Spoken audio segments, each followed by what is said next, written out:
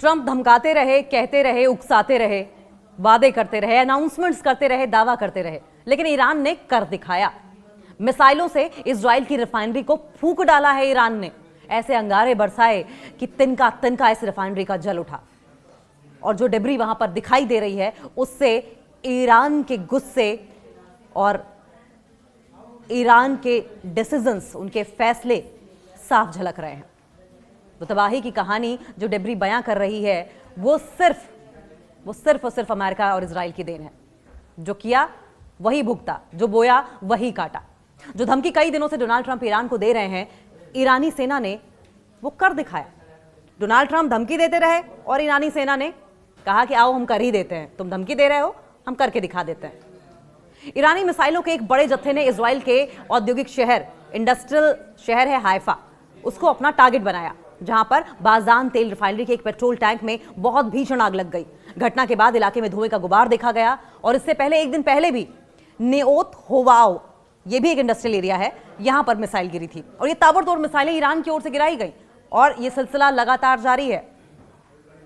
100-200 का अंदाजा लगाया होगा इजराइल अमेरिका ने, हो सकता है 300-400 का लगाया हो, लेकिन ये मिसाइलें खत्म होने का नाम नहीं ले रही हैं। ईरान की ये मिसाइलें अभी और गरजेंगी, अभी और बरसेंगी, और जो इस इंडस्ट्रियल एरिया पर गिराई गई मिसाइल है जिससे केमिकल रिसाव का खतरा पैदा हो गया था।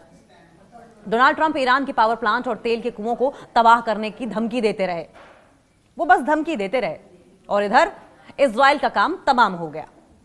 ईरानी मिसाइल ने इजराइल के पावर प्लांट को निशाना बनाकर हमला किया। मिसाइलों ने एक बड़े जत्थे ने इजराइल के जो पोर्ट सिटी है हाइफा, ईरान की एक मिसाइल इजराइल की पोर्ट सिटी हाइफा पर जाकर गिरा, जिसमें इजराइल के बाजान तेल रिफाइनरी में भीषण आग लग गई। आसपास का पूरा इलाका धुएं में समा गया। लोगों के घरों की खिड़कियां बंद रखने की चेतावनी दी गई, साथ ही बचाव और राहत दल को घटनास्थल पर रवाना किया गया।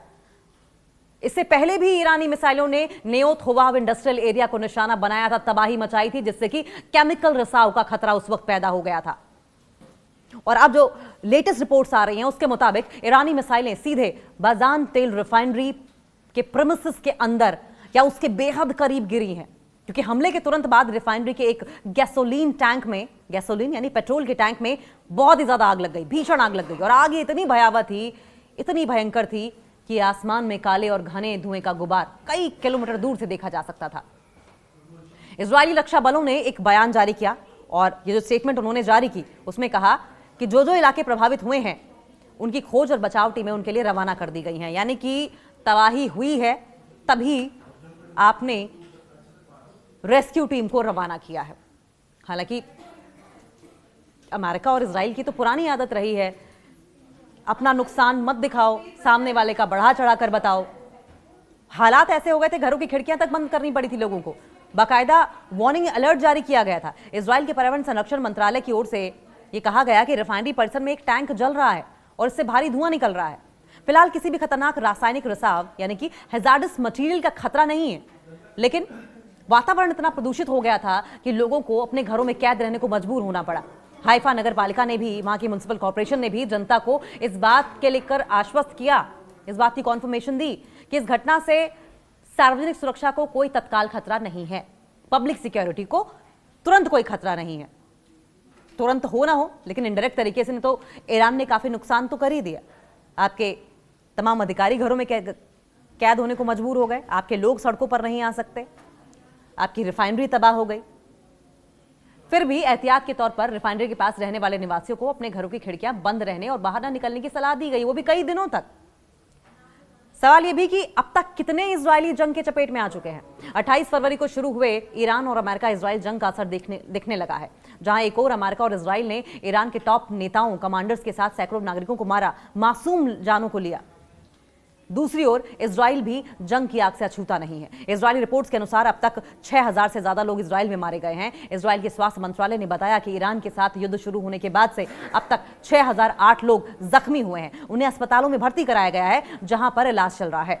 तो ये डेटा इजराइल का है। अब सवाल यह है कि देखा यही जाता है कि वेस्टर्न मीडिया किस तरीके से अमेरिका और इजराइल के फेवर में खबरें मैनेज करती है। वहां अगर मरेंगे 100 तो बताया 1 जाएगा। तो ये 6000 का जो आंकड़ा है, असल में कितने लोग मारे गए हैं, कितने जख्मी हुए हैं, इस बारे में आप अंदाजा लगा ले कि सच्चाई क्या हो सकती है, हकीकत क्या हो सकती है। हालांकि प्रोपेगेंडा दावा यह किया जा रहा है कि दोनों ओर से किया जा रहा है। न्योत हुवाव में केमिकल लीकेज की आशंका बनी हुई है लगातार। यह भी एक बड़ा खतरा है इजराइल के लिए, और खासकर पोर्ट सिटी हाइफा के लिए, क्योंकि हाइफा पर हमले से ठीक एक दिन पहले ईरानी मिसाइलों ने दक्षिणी इजराइल के न्योत हुवाव इंडस्ट्रियल एरिया पर अटैक किया था। वहां मिसाइल गिरने से भारी आग लग गई थी, खतरनाक केमिकल लीकेज की आशंका जताई गई थी, और जो लोकल मीडिया रिपोर्ट थी उनके मुताबिक मिसाइल गिरने से पैदा हुए शॉकवेव के कारण एक शख्स मामूली रूप से घायल हुआ था। पर्यावरण मंत्रालय अभी भी इस बात की इन्वेस्टिगेशन कर रहा है, जांच कर रहा है कि क्या वहां रसायनों का रिसाव हुआ है, क्योंकि अगर रसायनों का रिसाव हुआ तो ये सालों साल की समस्या हो जाएगी। अगर इसे मैनेज नहीं किया गया, सालों साल छोड़िए दशकों की समस्या हो जाएगी। लगातार निशाने पर तेल रिफाइनरीज हैं ईरान के। देखिए, ईरान ने उस जड़ पर वार किया है जिससे कि पूरा का पूरा पेड़ ही गिर जाए, और यह है कि तेल रिफाइनरीज पर निशाना करना। ये पहली बार नहीं है जब बाजान तेल रिफाइनरी को निशाना बनाया गया है। इससे पहले हुए हमलों में भी मिसाइलों के मलबे और छर्रे रिफाइनरी परिसर में गिरे थे, जिससे वहां बिजली आपूर्ति बाधित हो गई थी। लेकिन आज का जो ये हमला था, अब तक का सबसे सटीक और घातक हमला माना जा रहा है।